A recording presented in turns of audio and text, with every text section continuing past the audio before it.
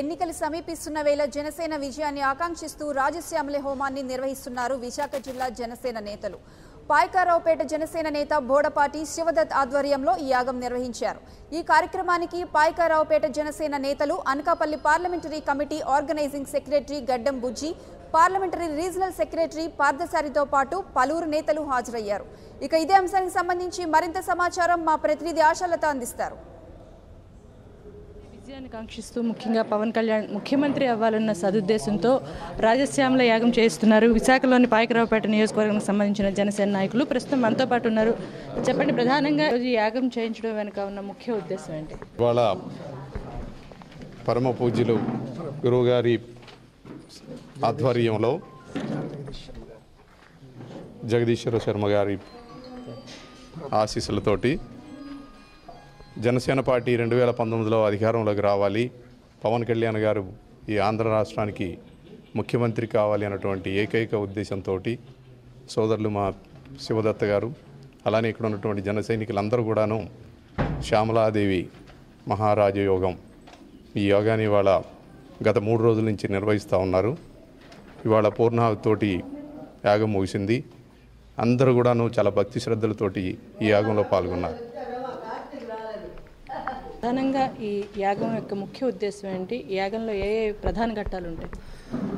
ఈ యాగక్రమాన్ని ఒకానొక సమయంలో రామచంద్రమూర్తి వారు విజయం కొరకు సాక్షాత్గా బ్రహ్మవర్యులను అడగ్గా రామరాజ్యం చేకూరడానికి ఒక మహత్తరమైన శ్రీ శ్రీ రాజశ్యామలా సమేత సదాశివ యాగం సాక్షాత్గా చెయ్యండి, ఈ యొక్క యాగ ప్రామాణికం వల్ల రామరాజ్యం వికాసింపబడుతుంది అని చెప్పి ఆనాడు బ్రహ్మవర్యులు చెప్పడం, ఆ తర్వాత మళ్ళీ కొంతమంది మహానుభావుల యొక్క యాగ ప్రామాణికాల ఉద్దేశపూర్వకంగా చేయడం, మహత్తరమైన కార్యసాధనం చేసుకోవడం జరిగింది.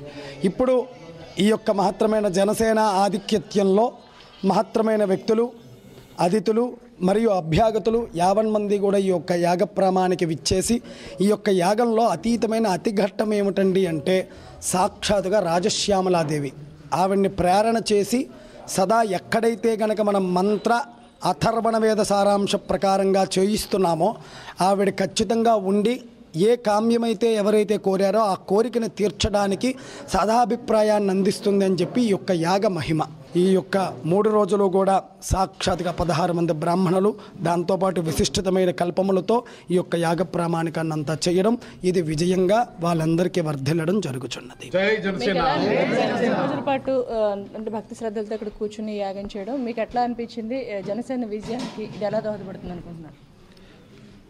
రాష్ట్రంలో పేదవాళ్ళలో దేవుడిని చూసేటువంటి పవన్ కళ్యాణ్ గారు జనసేన పార్టీ స్థాపించి పేదవాడికి అండగా నిలబడే దిశగా ఆయన ఎలాగైతే పోరాటం చేస్తున్నారో, మరి భగవంతుడి యొక్క ఆశీస్సులు మన మీదకి తీసుకొచ్చే దిశగా మరి పండితులు ఎన్నో యాగాలు చేసి మన రాష్ట్రం బాగోవాలని చెప్పి ఎన్నో చోట్ల యాగాలు చేసి శాంతింపజేసిన పూజలు చేశారు. అయితే ఇక్కడ జరిగిన ఈ 3 రోజుల యాగంలో మాత్రం నేను యాగంలో కూర్చున్నప్పుడు నేను ఇప్పటివరకు ఎప్పుడూ చూడలేనటువంటి ఎన్నెన్నో అద్భుతాలు నేను చూశాను. అది నాకే ఆశ్చర్యంగా ఉంది. ఎందుకంటే మా పెద్దలు బుజ్జి గారు కానీ అలాగే పార్థసారథి గారు కానీ వాళ్ళు చెప్పినట్టుగా ఓ తెలియని వైబ్రేషన్ ఈ పీఠంలో ఉంది. కనుక ఖచ్చితంగా పవన్ కళ్యాణ్ గారు పూర్తి మెజారిటీతో ప్రభుత్వాన్ని స్థాపించాలని మేము ఎలాగైతే కోరుకుంటున్నామో, ఈ యాగం తర్వాత మాకు ఇంకా నమ్మకం బలపడింది. భగవంతుడి యొక్క ఆశీస్సులు కూడా మా మీద ఉన్నాయి. అలాగే ఏ భగవంతుడు అయితే పేదవాడు గుండెల్లో ఉన్నాడో ఆ పేదవాడు ప్రతి ఒక్కడు కూడా పవన్ కళ్యాణ్ గారు రావాలని కోరుకుంటున్నారు.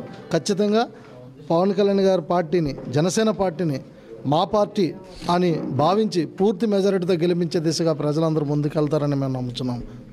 3 రోజుల పాటు జరిగిన రాజశ్యామల యాగం అత్యంత వైభవంగా ముగిసింది. ముఖ్యంగా ఇక్కడ ఏదైతే ఈ 3 రోజుల పాటు జరిగిన యాగంలో ఒక పాజిటివ్ వైబ్రేషన్స్ కనిపించాయి. ఖచ్చితంగా జనసేన అధినేత పవన్ కళ్యాణ్ అధికారంలోకి వస్తారు, ముఖ్యమంత్రి పీఠాన్ని వరిస్తారు, తద్వారా పేద ప్రజలందరికీ కూడా సేవ చేస్తారని వీరంతా ఆశిస్తున్నారు. ఇది ఇక్కడ ఉన్న పరిస్థితి. విజువల్ ఇమ్రాన్తో కలిసి ఆశా 19 కోసం Visakha. Hello, this is your Nandu. Please do subscribe to New Waves Media. ఇలాంటి మరిన్ని మంచి వీడియోలు కావాలని కోరుకుంటున్నారా?